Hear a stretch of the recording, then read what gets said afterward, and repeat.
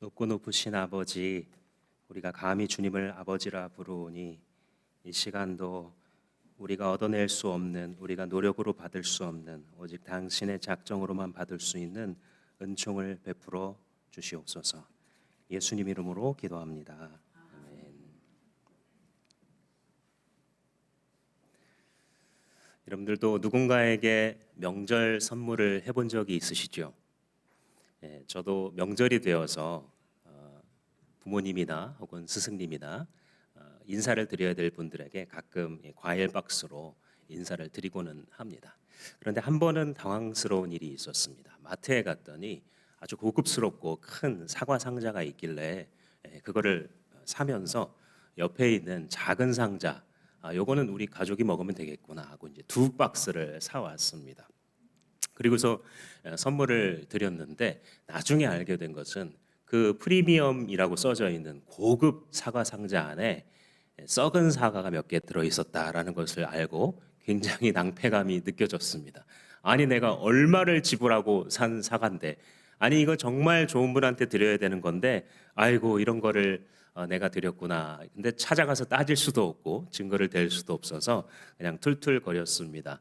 더 화가 났던 이유는 떨이처럼 보였던, 별로 아니었던 그 사과 상자 안에는 사과가 가득 들어가 있고 맛있는 사과가 전부였기 때문에 이게 어떻게 겉포장과 정반대일 수가 있는가, 이런 생각을 한 적이 있습니다. 우리가 살면서도 그런데 그런 일들을 만나죠. 겉으로 봤을 때는 정말 저기에 나의 행복이 있을 것이다 하고 열심히 추구했습니다. 저기까지만 이르게 되면 이제 내 안에 있었던 불안도 끝나게 될 것이고 어려움도 끝나게 될 것이라 저기까지만 가보자 하고 이르렀는데, 마치 신기루처럼 손가락 사이로 흘러내리는 모래처럼 아무것도 없는 그 자리에 이르렀으나 자기가 꿈꿨던 것은 아무것도 없는, 겉보기에 포장은 멀리서 보기에 좋아 보였고 먹음직스러웠고 보암직했지만 결국은 그 자리에서 아무것도 없었던 경험을 여러분들도 아마 해보셨을 겁니다. 반대로 이게 무슨 가치가 있겠어? 처음에 시큰둥하고 아무것도 아니어 보였던 그것이 결국은 나를 지탱해주는, 그 사람이 나를 지탱해주는, 결국은 그 사람들밖에 없구나라는 것을 알게 되는 이런 경험도 여러분 하셨으리라고 생각합니다. 사도 바울은 십자가의 도도 그렇게 설명합니다. 세상이 볼 때 미련하다.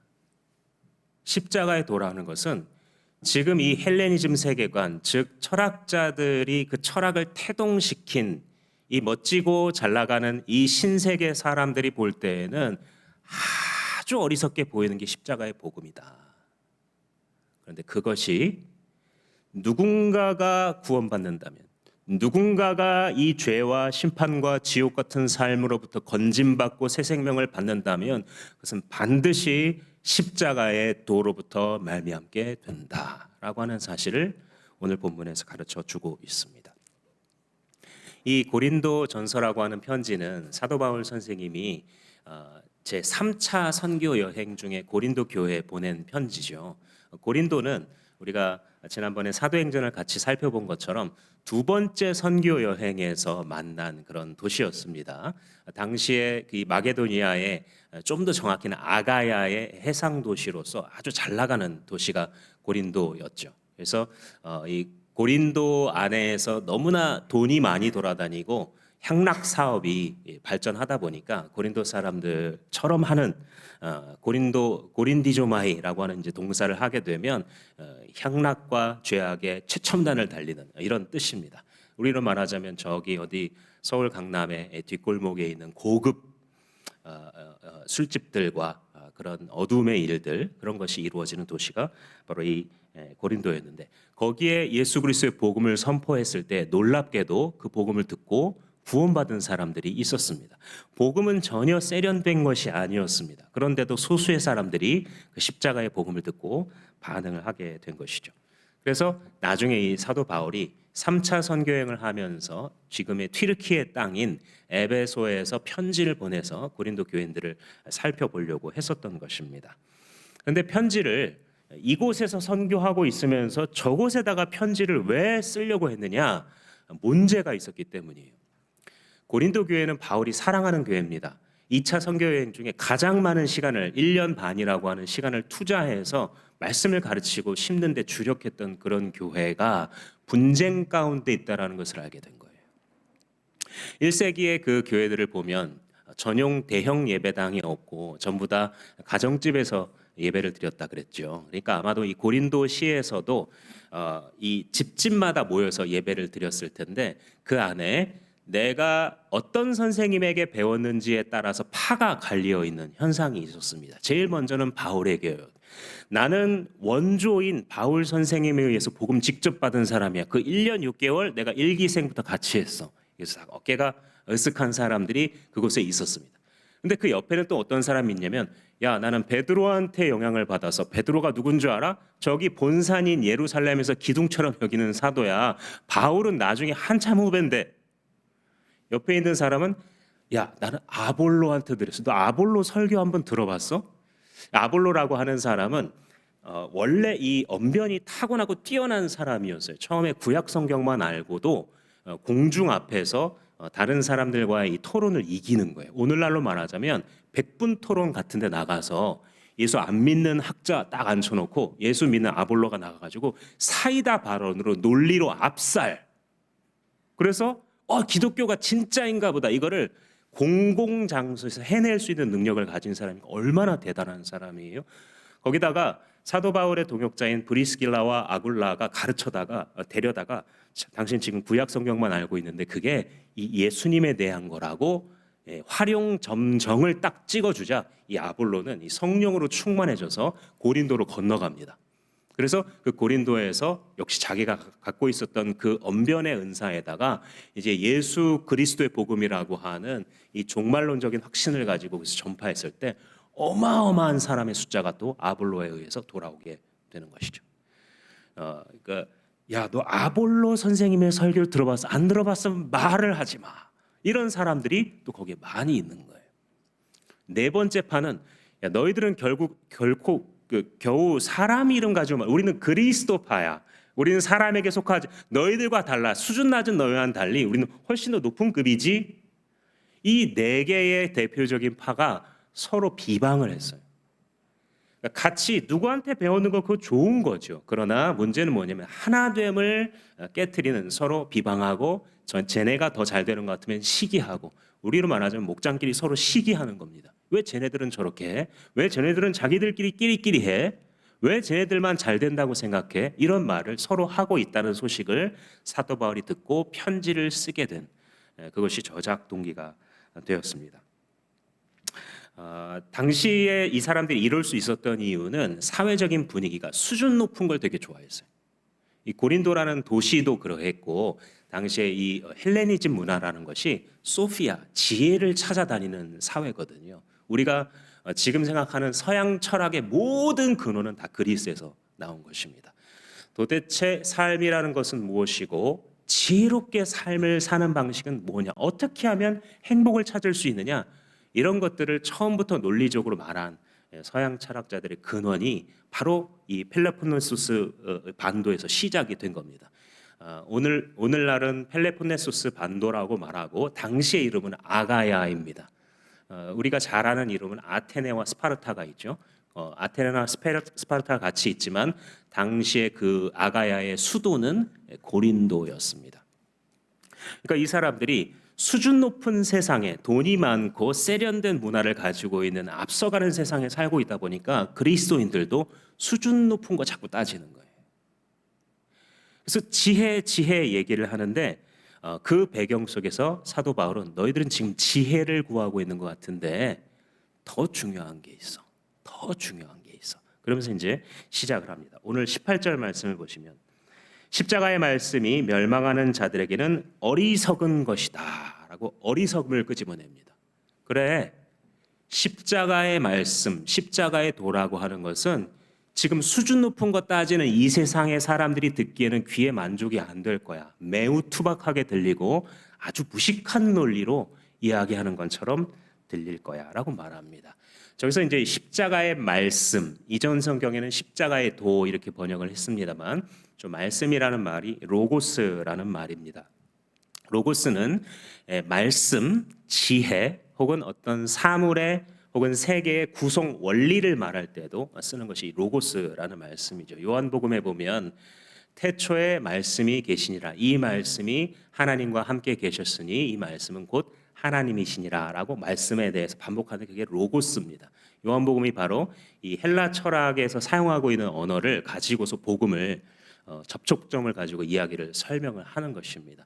너희들은 지금 이 세계가 뭐 어떤 것으로 인해서 이데아로 이루어졌다고 얘기를 하지만 그게 아니고 태초부터 계신 원리, 그가 예수 그리스도셔. 태초부터 이 세상을 창조하시고 지금도 붙드시며 유지해 가시고 붙드시는 것은 바로 하나님과 그의 아들 예수 그리스도셔. 그가 원리셔라고 말할 때 이 로고스라는 단어를 사용을 했습니다. 이 설명을 드리는 이유는 오늘 우리가 18절부터가 본문인데 앞에 17절에도 똑같은 말이 쓰였기 때문에 말씀을 드렸습니다. 17절을 한번 제가 읽어드리면, 그리스도께서는 복음을 전하되 말의 지혜로 하지 않게 하셨습니다. 이 말의 지혜가 또 역시 로고스입니다. 그리스도께서는 우리들한테 복음을 전하게 하셨는데 말의 지혜로 하도록 하지 못하게 하셨다는 거예요. 그러니까 이 세상의 로고스, 이 세상의 지혜, 소피아를 찾아가는 원리는 무엇이냐면 말을 정교하게 조각하는 거예요. 당시에 웅변술이 발달했잖아요. 오늘날의 이 사람의 심금을 울리는 정치가들의 모든 연설의 기원은 그레코 로망 수사학에 있어요. 그러니까 당시에는 똑같은 내용을 가진다 할지라도 얼마나 사람의 마음을, 사람의 감정과 지식과 의지를 터치할 수 있느냐에 따라서 그 사람의 말을 아예 안 듣기도 하고 귀 기울여 듣기도 하는 그런 시대였습니다. 그러니까 그리스도께서 복음을 전하게 하실 때 정교하게 조각하고 누구라도 설득될 수밖에 없는 치밀한 논리와 사람의 감정을 뒤흔드는 반전을 가지고 있는 이런 것들을 가지고 전하라고 명령하셨다면 제자들이 전부 그거 공부하고 있었을 거예요. 왜냐하면 주님의 명령이니까요. 근데 그 반대였어요. 그걸 하지 못하게 하셨다라는 거예요. 근데 그 17절 하반절에 더 중요한 말씀이 있어요. 이렇게 말씀해요. 그것은, 그렇게 하신 이유는 그리스도의 십자가가 헛되이 되지 않게 하시려는 것입니다. 이게 무슨 말이에요? 사람이 예수님의 그 복음을 너무 듣기 좋은 말로 만들어 놓으면 그리스도의 십자가가 무력화된다라는 말입니다. 이것이 당시에도 일어났던 일이고 오늘날에도 일어나는 일입니다. 사람이 받아들일만 하게끔, 사람의 이성에 충분히 소구하게끔 그런 형태로 복음을 수정하고 변형시키면 능력이 거세되고 하나님의 통치가 임하게 만드는 십자가의 경험은 사람들에게서 사라지게 되어 사람들은 자신의 귀를 가려운 데를 긁어줄 스승들을 찾아 헤매이게 되어 있고, 십자가 앞에 복종하여 하나님의 나라를 받아들이는 것이 아니라 자기가 꿈꾸는 자신의 이상과 이데아를 쫓아서 예수 그리스도의 옷만 살짝 걸친 채로 살아가기 원하는 괴물 같은 그리스도인들을 낳게 되는 것, 그것이 당시에나 지금에나 가장 중요한 신앙의 갈림길인 것입니다. 십자가의 말씀, 십자가의 로고스라는 것은 그럼 무엇입니까? 여러분들 거의 모두가 잘 알고 계신 내용입니다. 보통 우리가 4가지 단어로 십자가의 복음의 핵심을 설명합니다. 창조, 타락, 구속, 완성이라고 하는 4단어에 우리의 선배들은 이 십자가의 복음에 담긴 하나님 나라 세계관을 설명을 했습니다. 창조, 하나님이 온 세상을 창조하셨다.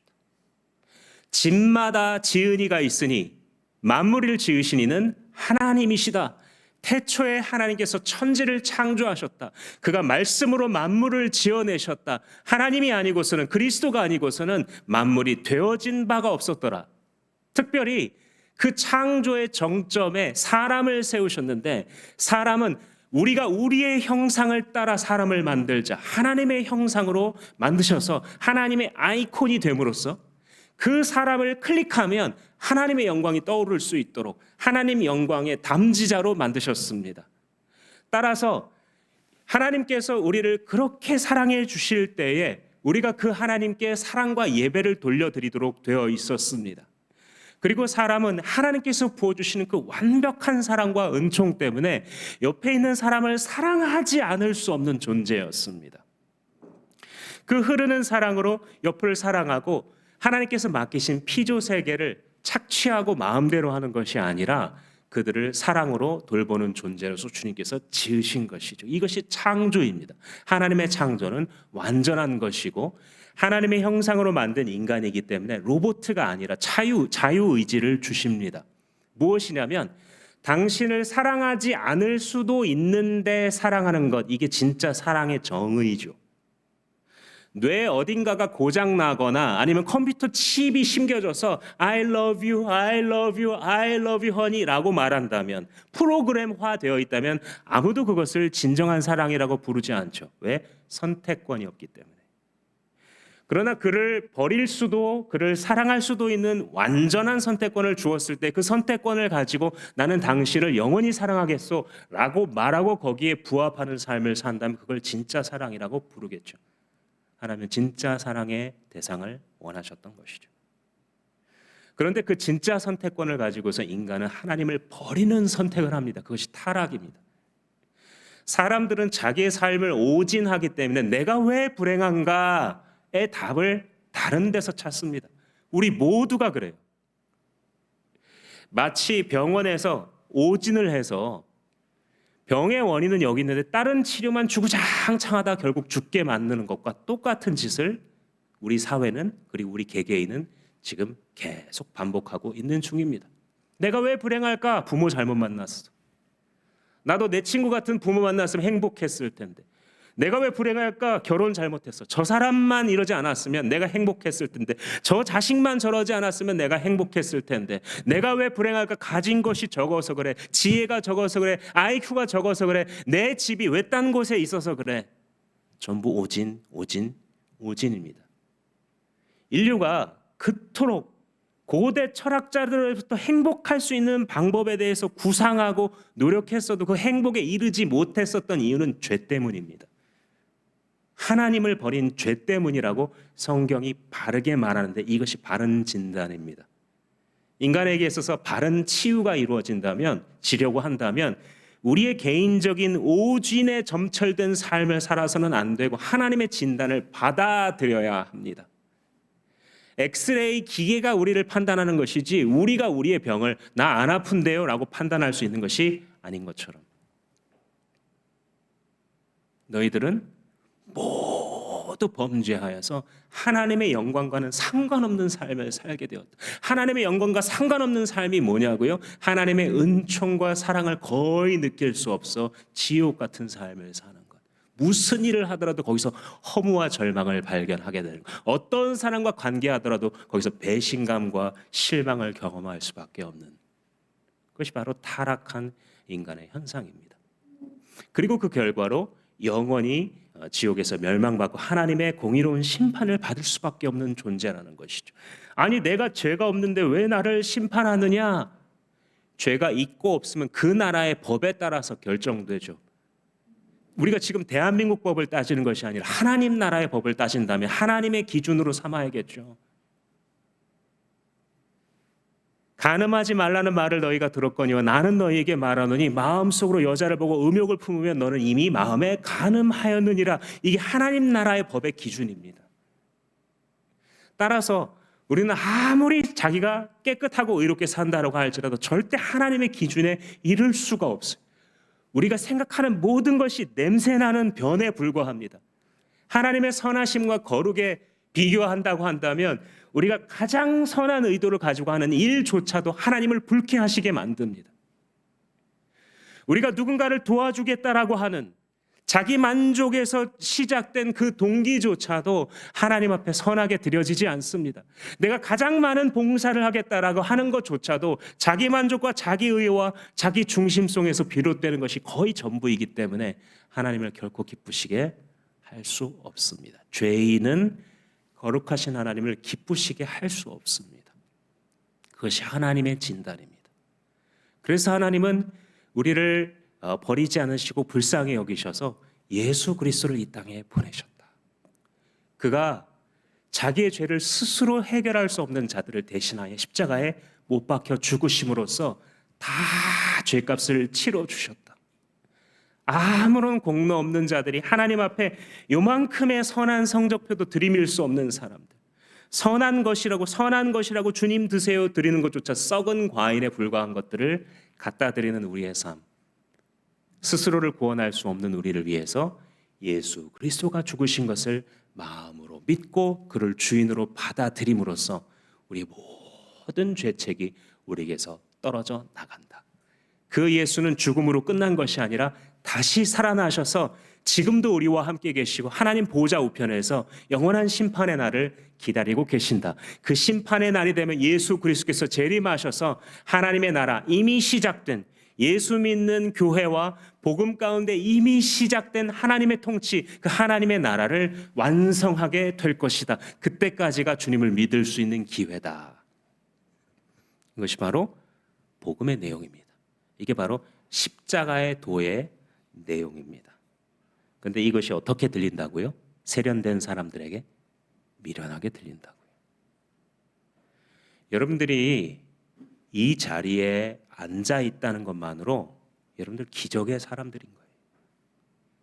이 미련한 말을 듣고 크게 믿어졌다라고 하는 것은 하나님의 존재 때문에 가능한 거예요. 살아 역사하시는 하나님, 눈에 보이시지도 않는 하나님, 우리가 단 한 번도 본 적이 없는 예수 그리스도를 믿고 사랑하여 예배자로 이 자리에 나올 수 있다는 것은 하나님이 존재한다는 증거입니다. 이 미련해 보이는 가르침이 받아들여질 때 하나님의 역사가 있었던 것이고 그것은 곧 하나님의 능력이다라고 말합니다. 18절 하반절에 보시면 구원을 받는 사람인 우리에게는 하나님의 능력이다. 무엇입니까? 진짜 무식해 보이는, 미련해 보이는 그 말이 우리를 살렸다 이 뜻입니다. 소피아를 쫓아다니면서 사람들이 아주 테크니컬하게 만들어 놓은 그 귀한 학문 체계가 우리를 구원한 것이 아니고 이 무식한 복음이 우리를 살렸다. 어떤 사람도 우리를 도와줄 수 없었는데 이 무식한 복음이 소개하는 예수 그리스도만이 우리를 그 죽음에서 살렸다라고 말하는 거예요. 이게 어떤 거와 비슷하냐면 어떤 사건의 사후에야 그 사건을 결국 이해하게 되는 이런 원리입니다. 저희 장모님이 평생 이 밭일을 하셨기 때문에 고수입니다. 고수 중에 고수예요. 어느 날 이제 큰 사위 한번 고구마 캐볼래? 그래서 이제 고구마 밭으로 같이 갔습니다. 그렇게 많이 열리는지 몰랐어요. 이 작은 땅덩어리 안에 그냥 고구마가 뭐 줄기채 이런 표현 있잖아요. 정말 그렇습니다. 고구마 반 흙 반인 것 같아요. 이제 파는데 제가 할 때마다 고구마에 이 보라색이 올라와야 되잖아요. 자꾸 하얀색이 올라오는 겁니다. 하얀색. 왜냐하면 이제 주신 그 호미가 날카로운데 제가 아무렇게나 하니까 그 중간에 잘린 하얀색이 올라. 고구마가 원래 이런 색인가요? 예끼 그러면서 그렇게 하지 말고 호미로 이렇게 살살살살 긁은 다음에 흙을 들쳐내고 끝으로 이렇게 살짝 들 때 그때 손으로 잡아 무슨 소리인지 모르겠어요. 설명을 한참 하시는데 이게 도대체 무슨 말인지. 그래서 고구마 한 10개 정도 하얀 것을 건져 올린 다음에 그 다음에 깨달았어요. 아 그렇구나. 이게 너무 처음부터 호미로 들이밀면 안 되고 감각으로 이렇게 한 다음에 없을 만한 곳을 뭐 이렇게 싹 집어넣어서 쏙 고개를 들어 올린 다음에 그 다음에 장갑으로. 그러고 나니까 내가 내 노하우를 깨달았다 하고 나니까 그 전부 장모님이 처음에 하신 말씀 속에 다 들어있어요. 사건이 있은 다음에야 그 사건을 사후적으로 했다는 것이죠. 다른 게 나를 살린 게 아니라 매우 미련해 보이는 예수가 죄인인 우리를 위하여 십자가에 죽으시고 부활하심으로 우리를 살렸다 라는 이 말이 바로 우리의 모든 구원을 설명하는 말인 것입니다. 이거는 사도 바울 자신의 경험과도 연결이 되어 있을 거예요. 그가 보았을 때에 십자가에 달린 신이라는 거, 이거 얼마나 멍청한 얘기냐. 무슨 신이 얼마나 무능력하면 그 자기가 만든 개미 같은 피조물에 붙잡혀가지고 그냥 못 몇 개에 죽느냐. 메시아, 십자가에 달린 메시아를 통해서 구원을 준다? 이런 메시지는 당시의 신관을 가지고 있는 사람들에게 봤을 때 너무 굴욕적인 신관인 거예요. 소피아를 찾아서 막 헤매는, 지혜를 찾아 헤매는 그 당시의 그리스 철학이 얼마나 발달했습니까? 소크라테스가 예수님 오시기 400 몇십 년 전 사람이에요. 그런데 벌써 방법적인 철학을 가지고서 너 자신을 알라, 네가 모른다는 사실을 알아, 여기서부터 출발해야 너의 진리 지식을 찾아낼 수 있다. 지금 철학 체계로 봐도 굉장히 앞선 출발점입니다. 예수님 오시기 400 몇십 년 전에 아테네에서 활동했던 소크라테스가 벌써 이런 생각을 했어요. 그는 많은 저작을 남기지 않았지만 그의 제자였던 플라톤은 어마어마한 수의 책을 남기면서 지금도 서양 문명의 토대가 되는 철학 체계를 그때 이미 만들었어요. 우리가 눈에 보이는 것과 눈에 보이지 않는 것 중에 눈에 보이지 않는 것이 훨씬 고상하고 눈에 보이는 것은 천박하니까 우리는 정신세계, 형이 상학적인 것을 추구해야 된다, 형이 하학적인 것을 추구하는 인간이 되면 안 된다. 지금도 우리에게 익숙한 이분법적인 세계관이죠. 육체를 멸시하고 영을 귀중하게 여기는, 하늘의 것을 귀중하게 여기고 땅의 것을 아무런 가치 없는 것처럼 여기는, 때로는 사람들이 기독교 세계관을 이런 것처럼 잘못 받아들이는 그런 것들도 가지고 있는데, 아무튼 그 시대에 이미 있었던 일입니다. 그 제자인 아리스토텔레스는 또 이거를 실용적으로 발전시키기까지 한 게 이미 예수님 오시기 300~400년 전에 다 있었던 얘기예요. 그러니까 예수님 바울 시대에 이르게 되면 이걸 한층 더 발전시키고 나름대로의 여러 가지 스토아 학파니 에피쿠로스 학파니 이렇게 하고 있는 마당에 예수쟁이들이 들고 오는 말은 뭐냐, 목수의 아들 30살짜리가 너희들을 위해 십자가에 못 박아 죽었으니 그를 믿으라 라는 말이니 이게 피교냐 되겠습니까? 십자가의 도가 미련하고 믿지 못하게 들리는 이유는, 첫 번째는 이게 너무 믿기 어려운 얘기예요. 사람이 어떻게 죽었는데 다시 사느냐, 왜 꼭 누가 죽어야 용서를 받느냐. 두 번째, 그렇게 매력적이지 않아요. 왜 이렇게 어리석고 잔인하냐 기독교는. 지금도 젊은이들이 묻는 질문입니다. 아니, 어떤 신이 얼마나 무식하고 잔인하길래 자기의 아들을 십자가에 매달아 죽이는 신이라고 한다면 나는 그런 신을 믿지 않겠다. 세 번째, 듣는 이에게 부담 없이 들리거나 긍정적으로 들리지 않습니다. 너무 부담스럽게 들리고 죄, 지옥, 심판, 십자가 부정적으로 들립니다. 그런데 기독교의 메시지는 당신은 죄인이다. 당신은 그리스도의 복음 앞에 항복해야 된다. 지금 하나님의 나라와 그 심판이 당신의 머리 위에 대롱대롱 매달려 있다가 곧 떨어지게 되니 지금 마지막 기회다. 항복하고 그를 받아들여라 라고 하는 것이 기독교의 메시지입니다. 이 메시지가 또 언제 미련하게 들리겠습니까? 지금 2025년을 살아가는 대한민국 사람들에게 미련하게 들립니다. 저 무식한 기독교인들, 저 무식한 광기 어린 정치색을 보여주는 기독교인들, 저 이단과 별로 구분이 안 되는 매우 비윤리적인 행동을 많이 하고 있는 저 기독교인들, 자기들 종교만 독선이고 예수천당 불신지옥이라고 외치는 저 기독교인들, 왜 아직도 교육받은 사람들이 왜 이 대학식이 나와서 너는 아직도 교회에 다니니?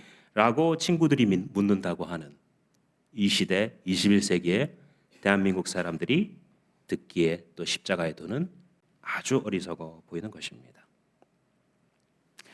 그런데 왜 그렇게 미련하게 들리느냐? 근본적인 원인 한 가지가 있습니다. 19절 말씀에 내가 지혜 있는 자들의 지혜를 멸하고 총명한 자들의 총명을 패할 것이다 라는 말씀이 있어요. 궁극적으로는 하나님께서 스스로 지혜롭다 여기는 자들의 귀에 들리지 않게 하시는 거예요. 스스로 나 삶을 좀 살 줄 안다라고 생각하는 사람들의 귀와 눈을 닫으셔서 십자가의 도 안에 담겨 있는 그 구원의 길이 보이지 않는 것입니다. 이것은 마치 비정상적인 집단에서는 정상적인 사고를 하는 사람이 비정상으로 보이는 것과 똑같은 원리입니다. 미친 사회에서는 제정신을 가지고 있는 사람이 견디기가 힘들어요. 왜냐하면 제정신을 가지고 있는 사람이 미친 사람 취급을 받기 때문입니다. 저는 꽤 오래전에 한 교수님이 이런 얘기를 한 기억이 납니다. 이 집단은 정신병적인 집단이어서 여기 3년만 있으면 다 정신병자가 된다고, 빨리 여기서 탈출해야 된다고 자조적으로 씁쓸하게 얘기하셨던 어떤 기억이 납니다. 하나님의 복음이 자기들을 살림에도 불구하고 그것들은 결코 매력적으로 들리지 않는 그 사회를 우리는 지금 살아가고 있다는 사실을 여러분들 잊지 마시기 바랍니다. 하나님의 계획의 일부예요. 스스로 똑똑하다고 여기는 사람들, 교만한 사람들, 이 세상에 홀로 거하려고 모든 것을 다 소유하려고 하는 그 사람들의 지혜를 하나님께서 패하시고 귀를 닫으신다라는 거예요. 분명히 많이 얻었어요, 이 세상 살면서. 근데 더 많은 것을 잃어버렸습니다. 나중에 깨닫습니다. 분명히 많이 올라갔어요. 근데 그 심령은 바닥까지 추락해 있는 것입니다. 그런데 반대로 이런 사회에서, 세상에서 툭하면 무시당하고 깨어진 사람들, 스스로는 더 이상 일어설 수 없다고 외마디 비명을 지르는 사람들, 나는 구원자가 필요하다고, 누가 여기서 나를 건져줄 사람이 필요하다고 울부짖는 사람들, 미련해 보이는 사람들, 나약한 사람들, 세상의 루저요, 패배자처럼 보이는 그 사람들, 그들은 영원하신 구원자를 붙들므로써 세상에서 가장 지혜로운 자가 되는 것입니다. 그게 하나님의 계획입니다. 나는 건강한 자를 부르러 오지 않고 병든 자를 부르러 왔노라. 나는 의인을 부르러 오지 않고 죄인을 부르러 왔노라. 내가 총명 있는 자들의 총명을 패하리라. 계산을 너무 잘해서 이자 0.1%까지 막 계산이 돼요. 그래서 지금 이 장에서는 무슨 상품 다 잘 아는데 지출이 통제가 안 돼서 늘 빚의 허덕입니다. 정작 허영심에 열심히 살았어도 원금 다 날리고 내가 왜 이렇게 고생하나. 자기 머리로 세상 이치를 좀 안다고 종교는 이런 거고 교회는 이런 거고 인생은 또 이런 거고 신앙생활은 이렇게 해야 된다라고 일장연설을 풀 줄 알면서 정작 자기 영혼조차 구원 못하는 사람들, 그런 사람들로 가득한 세상입니다. 사랑하는 여러분, 창조주 하나님께서 하시는 일을 우리가 어찌 헤아릴 수 있겠습니까? 그가 세상이 미련해 보이는, 2000년째 미련해 보이는 예수가 너의 죄를 대신하여 죽으셨다. 너는 그분이 아니라고 한다면 그 영원한 질병에서 고침받을 수 없다라고 하는 이 메시지로 어떻게 사람을 구원하겠습니까? 그러나 주님은 그 일을 행해 오심으로 모든 지혜로운 자의 입을 닫으셨습니다. 그것이 20절이 하는 말씀입니다. 현자가 어디 있습니까? 학자가 어디 있습니까? 말 잘하여 말로 사람들 구원할 수 있는 변론가가 어디에 있습니까? 세상에서 아주 지혜로운 사람인데 정작 가장 중요한 일에 대해서는 정작 자기의 영혼을 다루는 일에 있어서는 아무 일도 할 수 없는 자들, 하나님을 알지 못하는 자들인 것입니다. 21절 말씀에 있는 것처럼 이 세상은 그 지혜로 하나님을 알지 못하였습니다. 절대 하나님을 찾을 수 없다는 거예요. 자기 지혜로. 개미가 땅을 막 걸어 다닙니다. 부지런히 다닙니다. 근데 가만히 개미가 다닌 동선을 돌아보면 전부 2차원적인 움직임이에요. 왼쪽으로 갔다가 오른쪽으로 갔다가 앞으로 갔다가 뒤로 갔다가 2차원적으로 삶을 살아가는 그 개미가 3차원적인 삶을 사는 인간의 차원을 어떻게 이해하겠습니까? 마찬가지로 우리보다 훨씬 높으신 차원의 창조주를, 하나님께서 복음을 가지고 사람들을 구원하시는 이 일을 우리가 어떻게 깨닫고 다 이해할 수 있겠습니까? 세상에 가장 지혜로운 사람이 세상에 가장 많은 노력으로도 하나님을 찾을 수 없습니다. 하나님을 알 수 없습니다. 그러면 어떻게 알 수 있습니까? 복음에 미련한 것으로 알 수 있는 것입니다. 21절 하반절에 하나님께서는 어리석게 들리는 설교를 통하여 믿는 사람들을 구원하시기를 기뻐하신 것입니다. 유일한 방법이라. 가장 미련해 보이는 방법이 유일한 방법이다. 하나님을 알 수 있는 유일한 방법이다. 우리를 구원하시는 예수 그리스도 안에서 참되신 하나님을 만날 수 있는 유일한 방법이다. 내 죄의 지긋지긋한 절망과 어둠으로부터 건전받을 수 있는 유일한 방법이다. 유일한 길, 그것은 십자가이다. 여기서 세번역 성경이 어리석게 들리는 설교라고 번역한 이 설교라는 단어, 케리그마라는 단어입니다. 케리그마는 선포된 하나님 나라의 복음이에요. 하나님 나라가 가까웠다. 예수님은 늘 이렇게 전도했어요. 세상 사람들은 어떻게 하면, 복음을 어떻게 좀 잘 매만지면 사람들이 잘 이렇게 쏙 삼킬 수 있을까, 여기에 관심이 참 많아요. 그런데 우리는 1세기의 교회, 신약 성경이 말해주고 있는 교회를 재현하기로 목숨 건 사람들이잖아요. 그것이 가능하다, 지금도 가능하다라고 믿고 있기 때문에 주마음교회가 개척된 것이죠. 그런데 전도 메시지에 있어서도 똑같습니다. 1세기의 메시지를 회복해야 돼요. 지금 21세기의 한국교회는. 1세기의 예수 그리스도의 전도의 메시지는 단순하게 그리고 여러 번 반복되었어요. 회개하라, 천국이 가까웠느니라. 좀 더 정확히는 천국은 마태복음에서만 쓰였고, 회개하라, 하나님 나라가 가까이 왔느니라. 최후 통첩이에요.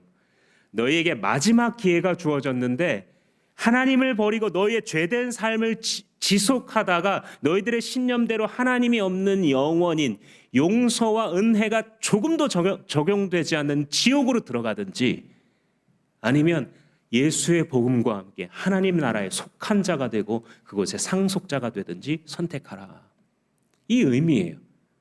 사도행전을 읽어보면 말 그대로 사도들이 이야기합니다. 회개하라, 하나님의 나라가 가까이 왔느니라. 무엇입니까? 미련한 십자가의 복음을 그들은 조금도 변화시키지 않았어요. 왜요?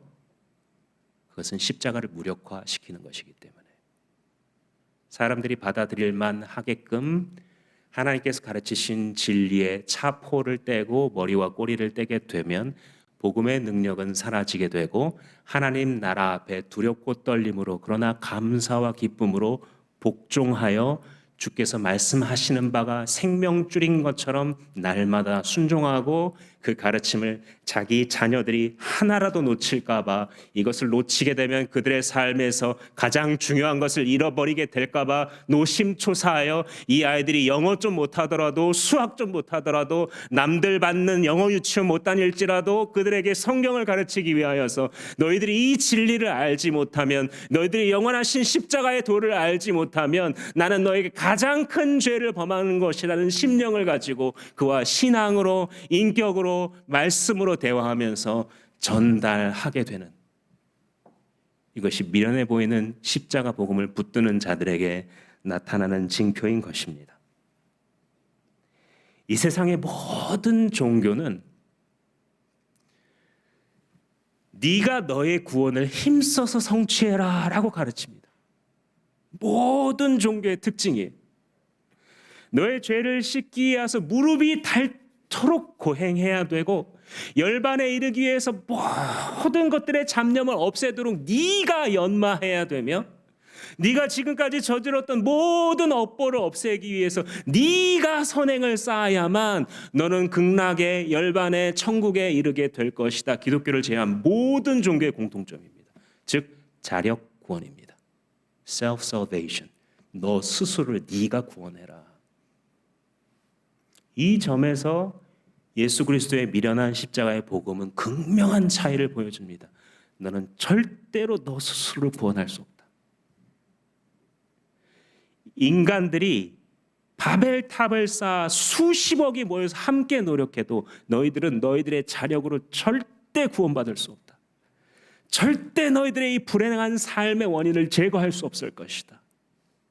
오직 외부로부터 주입되는 그리스도의 의가 너희 가운데 들어갈 때 하나님께서 값없이 주시는 그 영생의 선물을 아무 일도 안 한 자격도 없는 뻔뻔한 너희가 주 예수를 믿겠다고, 그를 주인으로 받아들이겠다고 하는 그 한 가지 믿음만으로 너희들에게 다 주어지고 그것이 전부다.